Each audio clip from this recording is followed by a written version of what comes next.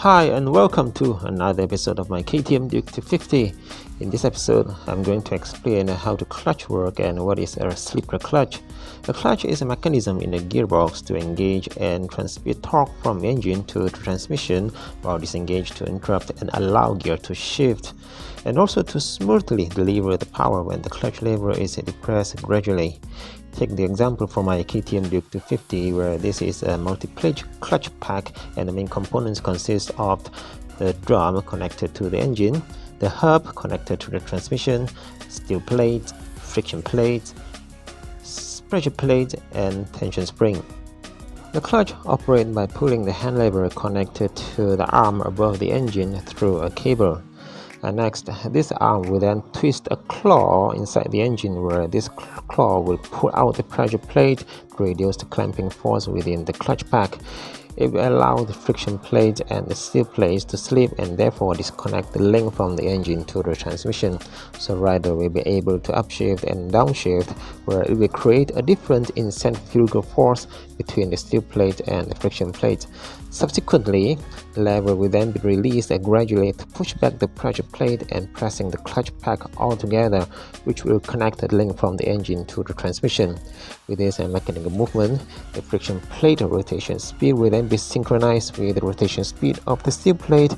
Again, torque will be transmitted from the engine to the transmission. And what actually is a slipper clutch and how it works?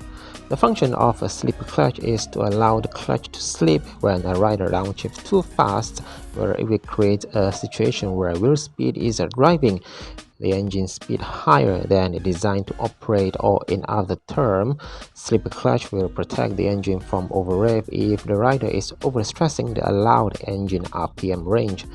A slipper clutch has a built-in ram or an anchor block on the wheel hub and the pressure plate. If the transmission speed on the hub is higher than the engine speed, then the inside hub will slide the ramp and push out the pressure plate to partially disengage the clutch pack, allowing it to slip. During normal operation, the engine will drive the drum and the clutch pack and spinning the hub together at the cock here. Overall term, it is called assist and slipper clutch. The drawback of a slipper clutch when it is engaged is the rider will have to rely on the brake itself, as there is no engine braking.